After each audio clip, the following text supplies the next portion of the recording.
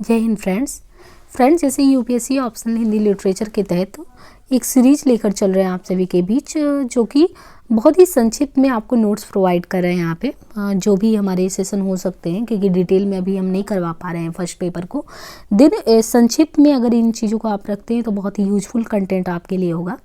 देखिए, हिंदी कहानी की विकास यात्रा के क्रम में ये पढ़ा हुआ है। जस्ट इसके पहले वीडियो में हमने बताया कथा कहानी में अंतर क्या होता है, या कथा कहानी उपन्यास में अंतर क्या है, साहित्य किसे कहते हैं, और पद या गद्य में क्या अंतर होता है। ये कुछ चीज़ों को मैंने उसमें समाहित किया था। यहाँ पे देखिए, हिंदी कहानी की विकास यात्रा में देखें तो यहाँ से शुरू होता है प्रेमचंद पूर्व युग।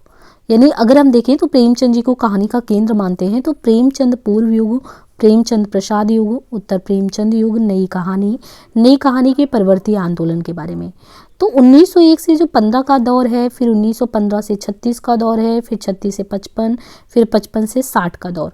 तो प्रेमचंद पूर्व को 1 से 15 और 15 से 36 मानते हैं। प्रेमचंद और प्रसाद को मिला के यानी कहानी में दोनों का बोलबाला था।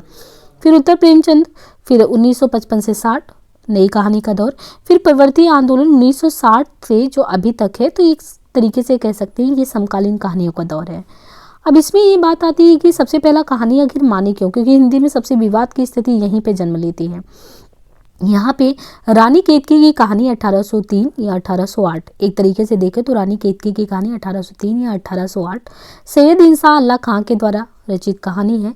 इसमें एक तरीके से ये कहा गया है कि ये किस्सा गोई मात्र है, ना तो व्यवस्थित भाषा है, ना तो सूक्ष्म। तो हम फिर रानी केतकी की कहानी को पहला क्यों कह सकते हैं, क्योंकि सैयद इंसा अल्लाह खां ने रचित है, 1803 या 8 में लिखा गया है। हो सकता है हम मान के चलते कि कालक्रम की दृष्टि से ठीक है, सही है, सबसे पहले आया होगा, लेकिन बोला गया व्यवस्थित भाषा नहीं थी। दूसरा अगर देखें तो पादरी रेवरेंड, इनकी है जे न्यूटन द्वारा 1871 में एक जमींदार का दृष्टांत कहानी, जो कि एक तरीके से कहा गया ये धर्म प्रचारक का दृष्टिकोण ज़्यादा ही हावी है। इसका मतलब मौलिक कहानी नहीं लग रही है, यथार्थता कम है और कहानी में यथार्थ होना चाहिए। तीसरा आता है कि 19वीं सदी में राजा शिव प्रसाद सितारे हिंद हरिश्चंद्र, एक अद्भुत राजा भोज का स्वप्न या पूर्व स्वप्न करके, ये तीसरी। यानी क्रम से देखें तो 1803 या 1808 में रानी केतकी की कहानी हो गई, सैयद इंसा अल्लाह खां द्वारा रचित। दूसरा हो गया पादरी रेवरेंड जे न्यूटन द्वारा 1871 में एक जमींदार का दृष्टांत। तीसरा हो गया राजा शिव प्रसाद सितारे हिंद का एक अद्भुत राजा भोज का स्वप्न पूर्व, ये करके मतलब एक अद्भुत अपूर्व स्वप्न। अब इनमें से हमने किसी को नहीं माना। कालक्रम की दृष्टि से देखें तो 1900 ईस्वी में किशोरी लाल गोस्वामी द्वारा रचित जो इंदुमती कहानी वो सरस्वती पत्रिका में छपी जाके 1900 में। तो फिर यहाँ पे आता है शुक्ल जी की प्रतिक्रिया कि इंदुमती जो है बेसिकली ये शेक्सपियर की प्रसिद्ध कहानी जो द टेम्पेस्ट थी, उसी कहानी की बेसिकली इसको क्या अनुदित रूप कर दिया गया है। तो इसलिए इसे भी हम पहली मौलिक कहानी नहीं कह सकते। भले ही कालक्रम में देखें 1803 में आया, 8 में आया, 71 में आया, फिर 1900 में आया, लेकिन फिर भी हम इसको नहीं कह सकते क्योंकि इस पर एक आरोप लग गया, वो भी शुक्ल जी ने लगाया। और हिंदी जगत में शुक्ल जी का आप नाम समझ सकते हैं कितना बड़ा है, उनके कहने से बहुत कुछ इधर उधर हो जाता है। तो फिर एक कहानी मिलता है बाद में जाके 1901 ईस्वी में। ये कहानी जो छत्तीसगढ़ मित्र में माधोराव सप्रे की कहानी एक टोकरी भर मिट्टी, इस कहानी को पहली कहानी की संज्ञा दी जाती है। इसमें एक विधवा नारी व जमींदार का दृष्टांत है और एक तरीके से कहा जाता है कि ये यथार्थ कहानी जो समाज की सच्ची घटना और कहानी के जो तत्व हैं उस पर एक खरा उतरता है। तो फिर 1901 में देखिए, बाद में ये आया, 1901 में आया, लेकिन ये माधोराव सप्रे की एक टोकरी भर मिट्टी कहानी को पहली कहानी मान लिया गया है। बाद में एक विधवा नारी व जमींदार की ये तो कहानी होगी। बाद में शुक्ल जी का खुद 1903 में 11 वर्ष का समय था, या बंग महिला दुलाई वाली का 1907 में, गुलेरी जी का उसने कहा था 1915 में।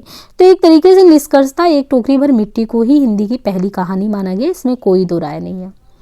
अब देखिए, कहानियों को इस तरीके से हमने क्रम में बांट लिया है। तो प्रेमचंद पूर्व युग की बात करें तो 1901 से 1915 का समय है। अब प्रेमचंद जी के पूर्व के युग के समय में पश्चिमी यथार्थवाद, भारतीय आदर्शवाद प्लस नैतिकतावाद प्लस सुधारवादी मानसिकता प्लस नवजागरण, यानी ओवरऑल अगर उस समय का हम देखें, क्योंकि कोई भी कहानी देखेंगे इससे पहले उस समय के बारे में देखिए कि वो स्थिति क्या है। तो प्रेमचंद पूर्व युग की कि पश्चिम का यथार्थवाद जो सच्चाई है, आदर्शवाद, नैतिकता भी हावी है, सुधारवादी मानसिकता भी है, नवजागरण भी। तो ऐसे में कौन कौन सी कहानियां लिखी गई? 11 वर्ष का समय, ये खुद रामचंद्र शुक्ल जी की कहानी है। धुलाई वाली बंग महिला राजेंद्रवाला घोष 1907 में, इंदुमती किशोरीलाल गोस्वामी 1900, माधवराव सप्रे की कहानी भी 1901 में जो है इसी समय आई थी। तो हम ये चीज कर सकते हैं कि बांट सकते हैं कि देखो ये सारे प्रेमचंद पूर्व युग की कहानियां हैं।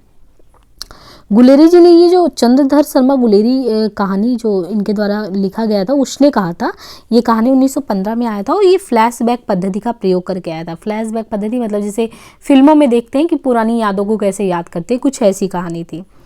और इसमें जैसे कहानीकार गुलेरी जी हैं और लहना के सिंह के माध्यम से स्वच्छंदतावादी तत्वों को हावी कर ये कहानी एक तरीके से दिखाया गया है। लहना सिंह से अपनी प्रेम के लिए बहुत कुछ इसमें करता है, तो उसने कहा था कहानी एक तरीके से आप देखेंगे देशभक्ति से भी परिपूर्ण था। तो उसने कहा था कहानी जो है गुलेरी जी का एक वार्तालाप की शैली में है और पूर्व दीप्ति पद्धति मतलब पूरा ही दिखता है, बाकी नाटकीयता अंश लिखता है, ये सब कहानी में दिखती है। तो मतलब एक तरीके से ओवरऑल आधुनिक कहानी की जो विशेषता होनी चाहिए वो उसने कहा था कहानी में हमें देखने को मिलता है। अब बात आती है दूसरा देखें तो प्रेमचंद प्रसाद युग का। तो यहाँ देखते हैं प्रेमचंद प्रसाद युग का। तो 1915 से शुरुआत, 1900 एक तरीके से 15 से शुरुआत हो जाता है और प्रेमचंद जी बेसिकली 1910 से ही परिचय वगैरह होने लगा था, लेकिन शुरुआत 1915 से मानते हैं। प्रेमचंद सामाजिक यथार्थ, एक तरीके से प्रेमचंद जी सामाजिक यथार्थ पे लिख रहे हैं, तो प्रसाद उस समय लिख रहे थे व्यक्ति की अनुभूतियों को या मनोवैज्ञानिक सत्य को उद्घाटित करना। यानी उसी समय प्रेमचंद और प्रसाद जी की दोनों लोगों की कहानियां आ रही थी, पर प्रेमचंद जी की जो कहानियों का केंद्र था सामाजिक यथार्थ, लेकिन प्रसाद जी व्यक्ति की अनुभूतियों मनोवैज्ञानिक सत्य को आधार बनाते थे। प्रेमचंद गांधी के सत्य अहिंसा सत्याग्रह हृदय से प्रभावित थे, मतलब एक तरीके से वो गांधी जी से काफ़ी प्रभावित थे। और जयशंकर जी व्यक्ति की निजता को लेकर बात कर रहे थे। तो इस तरीके से दोनों लोगों के से ये पूरा युग प्रेमचंद प्रसाद युग चला।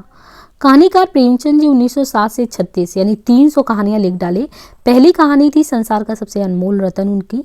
संसार का सबसे अनमोल रतन आई थिंक ये कहानी मैंने करवाई है नेट जेआरएफ के सिलेबस में, तो अगर आपको एक कहानी सुनना होगा बहुत ही अच्छी कहानी है। नेट जेआरएफ के सिलेबस में जाके आप देखेंगे जो कहानियों का एक सीरीज है उसमें ही दुनिया का सबसे अनमोल रतन आपको पढ़ने को मिलेगा। हाँ आई थिंक वो कहानी काफ़ी अच्छी है।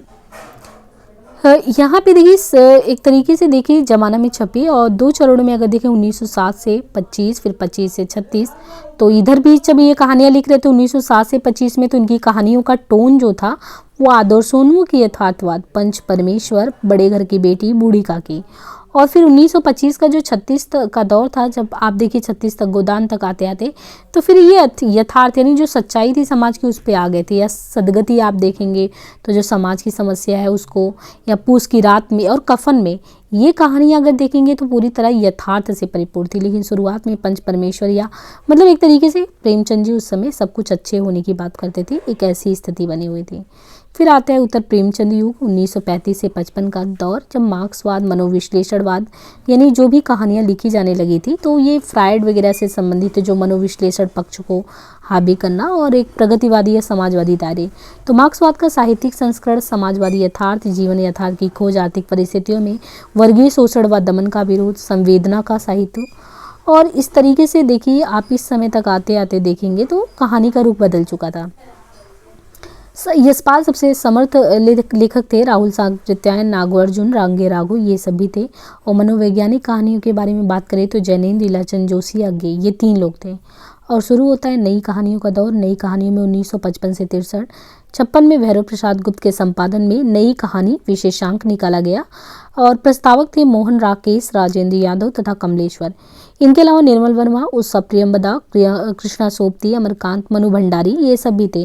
तो बेसिकली उस समय बहुत सारी चर्चाएं चलने लगी थी। अब 55 आप ये समय देखिए कि आज़ादी मिल चुकी है और लोगों का एक तरीके से महत्वाकांक्षा होना या अपने देश से बहुत कुछ कल्पना करना, तो कुछ ये दौर चलने लगा था। तो उस समय अस्तित्ववादी विचार पर भी, जैसे अस्तित्ववादी विचार में देखिए सार्त्र का नाम आता है, कामू, हाइडेगर, ये सब पश्चिमी दार्शनिक है कि मनुष्य को स्वयं को साध्य मानते हुए अपने जीवन के महत्वपूर्ण निर्णयों में स्वयं चयन करना चाहिए और स्वयं निर्णय करना चाहिए, वह प्रामाणिक है, जबकि दूसरों के निर्णय के अनुसार स्वयं को वस्तु नहीं बनाना चाहिए। तो मतलब ये सब चीज़ें नए नए मुद्दे समाज में आ गए थे।